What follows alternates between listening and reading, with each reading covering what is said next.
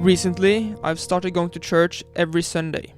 For quite some time, probably a year, I have wanted to, but I was scared.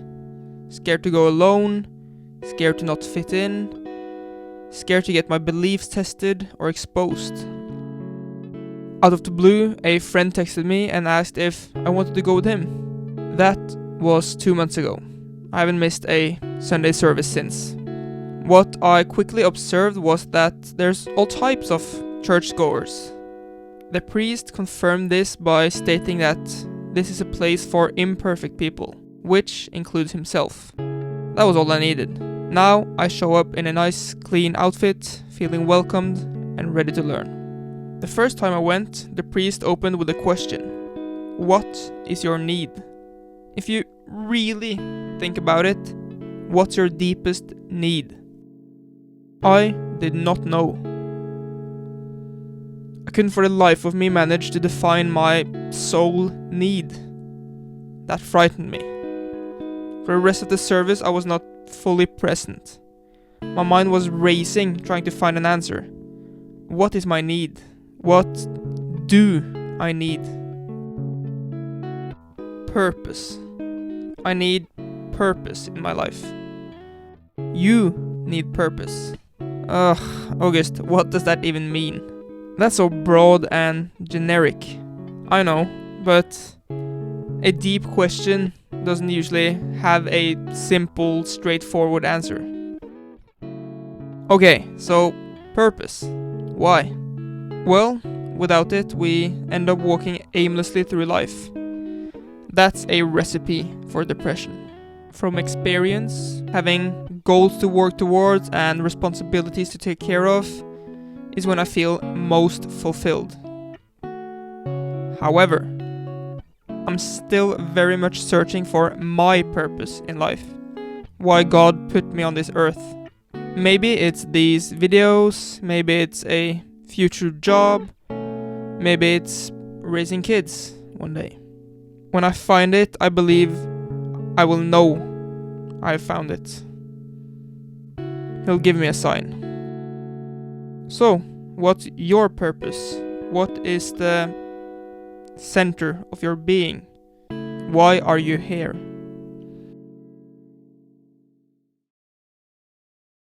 The church I go to is filled with young people and has a contemporary look on Christianity.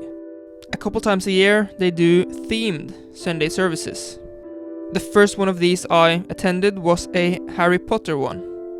I read the books and saw the movies for the first time last Christmas and really liked the series, so hey, I thought this was right up my alley. However, I had no idea how they were going to tie it in with something relevant. When the day came, the priest started drawing all these conclusions and trying to take some message from Harry Potter, and I felt he was reaching a bit with some of the concepts, but there was one that really resonated with me, and that was the mirror of Erised. In the series, there's a magic mirror that shows a person their deepest desire when you look into it. It is dangerously deceptive. Dumbledore tells Harry that many waste away before the mirror, forgetting to live. It traps people either in longing for the past or dreaming of a future. We must remember that life is now. Relationships, love, forgiveness, healing, listening, learning happens now. Trust is built, joy grows, character is strengthened, maturity develops, compassion is shown. Now. Last week we had a reading from Matthew 24 built on this concept. It reads, "But as the days of Noah were, so shall also the coming of the Son of Man be. For as in the days that were before the flood, they were eating and drinking, marrying and giving marriage, until the day that Noah entered into the ark, and knew not until the flood came and took them all away. So shall also the coming of the Son of Man be. Then shall two be in the field, the one shall be taken, and the other left. 2 women shall be grinding at the mill. The one shall be taken, and the other left. Watch therefore, for ye know not what hour your Lord doth come. But know this, that if the goodman of the house had known in what watch the thief would come, he would have watched, and would not have suffered his house to be broken up. Therefore, be ye also ready, for in such an hour as ye think not, the Son of Man cometh. So what can we take from this? Well, Jesus tells his followers to stay alert because no one knows the exact time when the Lord will return. You can't know the timing, so you must live prepared at all times. He emphasizes this with a thief analogy in verse 43, the verse that made me remember the reading from church. Thieves don't announce when they're coming, so vigilance must be constant. You do not get a warning before something unexpected happens. He sums it up in 4 words. Be ye also ready. Which I take to mean living faithfully, doing God's will, not becoming careless, complacent, or distracted. Keep your life aligned with God now, not later. Because the moment you least expect it is the moment He will come.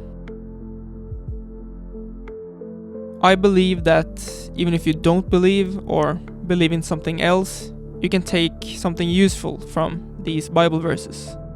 In Islam, they call it staying on deen, which means living a life of submission to God according to Islamic principles. If you're a non-believer, know that life is not certain.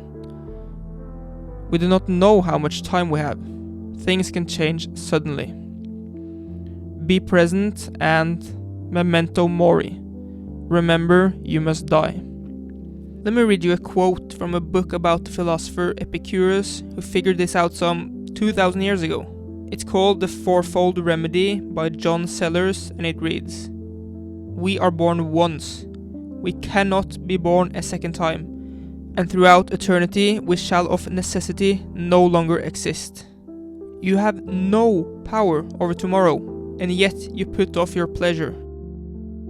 Life is ruined by procrastination, and every one of us dies deep in his affairs. Don't delay important stuff. Relationships, dreams, health, being the person you want to be. Live like your actions mean something, like your success documentary is being filmed now. Think about your values. Take responsibility for the way you live. Be prepared, not scared." Jesus uses a thief to explain, but the point is not fair. The point is to keep your life in order, don't let it slip away. The times, they are a-changing. Acknowledge it and adapt. There are lots to learn from religion, even if you don't believe.